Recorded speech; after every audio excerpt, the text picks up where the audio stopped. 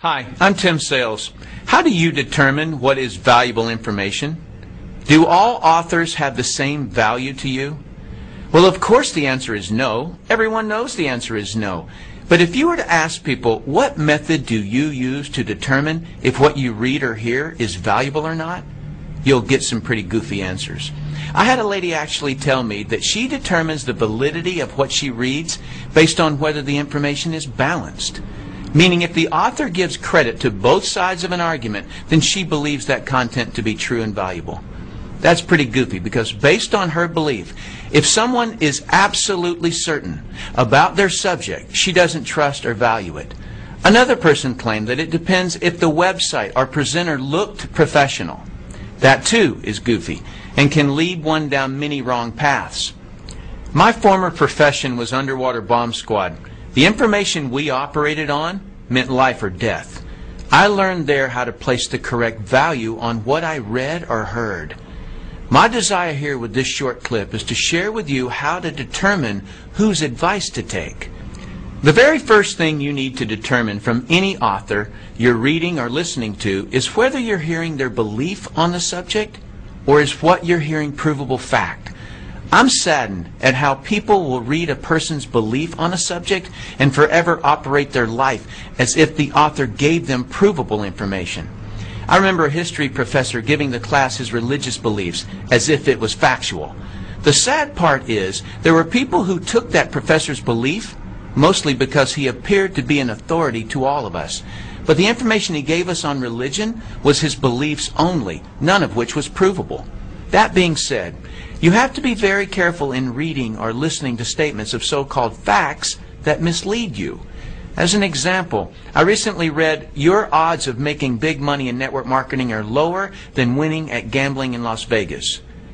Well, factually, the highest odds you can get in Las Vegas is the roulette table at slightly under 50-50 odds. So the author's statement is true. But how the author tricked you was by implying that making money in network marketing is based on odds or chance. It's not. It's based on performance. So the whole statistic is actually irrelevant. Had the author actually succeeded in network marketing, he would have known this. The author also tricked you by taking the statistic out of context. The author didn't tell you that no business venture in the world will give you those same 50-50 odds. There is no money-making concept in the world where 50% of the people who try it make big money. So, while his statement sounded factual, it was misleading. But probably the most helpful concept I can teach you is that there are three types of authors of content. Just so you know, my use of the word author includes both written and spoken communication. Here are the three types of authors: those who have never done it, those who have done it and failed, those who have done it and succeeded. Author type number one are authors who have never done what they're writing or talking about. Newspapers, magazines, television writers, and reporters rarely have done what they're writing or talking about. Their information comes from hearsay and as an outsider looking in. Many attorneys, professors, parents, and in-laws give advice on subjects they've never done. The majority of the books at the bookstore are from authors who have never done what they're writing and talking about. They can write or speak about it, but cannot succeed at doing it. Their advice is rarely sound because it's based on invention, another person's information, or hearsay. This problem is compounded when an author simply repeats something they heard from the media. Now there are two layers of people who can't do what it is they're talking about, but think they know something about it. Authors who have never done what it is that they're writing about or who have never succeeded at it cannot possibly place the correct importance on the subject. You can always identify authors who have never done it because their content is slightly or grossly off the correct subject. As an example, I read a web article claiming that multi-level marketing success was mathematically impossible. Do you see what I mean about authors writing about what they've never done? He completely missed the subject. And as for his mathematical theory, that's like claiming that it's scientifically impossible for a bumblebee to fly. Has it ever occurred to that author to just look? The MLM industry sells $109 billion worth of products and thousands of people earn millions of dollars. Plus the oldest MLM company is still growing. Author type number 2 are authors who have failed at what they're writing or talking about. When someone has failed at what they write or talk about, it is common for them to be critical of the subject and those who do it. When someone is critical of something, they are inclined to find fault with it. Why? Because something about the subject is a complete mystery to them, and they feel inadequate. They obviously couldn't figure out some part of it, and they quit before they ever found out. Take, for example, a person who wanted to be a real estate investor but failed at it. He will project his negative experience onto whatever he writes or says about the business. He'll typically write and talk about what's hard, wrong, or dangerous about real estate. Why? Because he never figured it out, and someone who succeeds at it proves his inadequacy on the subject of real estate. His worst nightmare is people succeeding at real estate investing. His negativity may focus on the aspect of real estate investing that caused him to fail, but more than likely he doesn't know why he failed. So he tries to make everything about real estate wrong, including anyone who does real estate.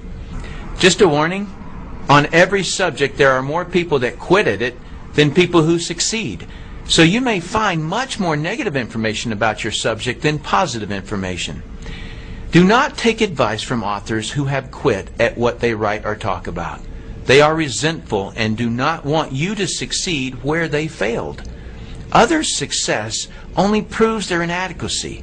They may claim that they only want to protect you, but in reality, they only want to protect themselves from a sense of failure by preventing you from trying and succeeding.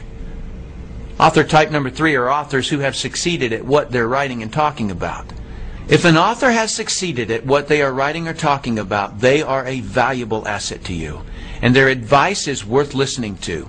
They know what is important and what is not important about the subject. If you hear information from author type 1 or 2 that concerns you, ask author type 3 to explain it to you.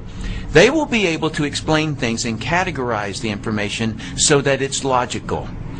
Please note that there is a vast difference between someone who has been successful at their subject and someone who has been merely educated about it. Just because a person has studied a subject or has been doing the subject for 20 years doesn't mean they can successfully do it. A beautician can study all about hair. That doesn't mean she can cut hair to her client's satisfaction. A psychiatrist may have been able to listen to her teachers and may have been able to read the required textbooks and may have even been able to pass the state board examination on the subject. But can she fix another person's problems? If she can't, don't take her advice. A student who has been educated on a subject has only proven that she can be a successful student. She has not proven that she can successfully perform in the subject. The person you should accept advice from on a subject you're researching is the person who has gotten the results you desire. If you want to succeed, take the advice of those who have been successful. In conclusion, the easiest advice in the world to give or receive in business or money-making ventures is don't do it. But keep this idea in your mind about money. The most amount of money you'll ever lose is the amount you'll never make. Let's say you're looking at a business where you can make $1 million a year that requires an investment of a few $1,000s. There are people making that amount in the business you're researching, but someone gives you the simple advice of don't do it.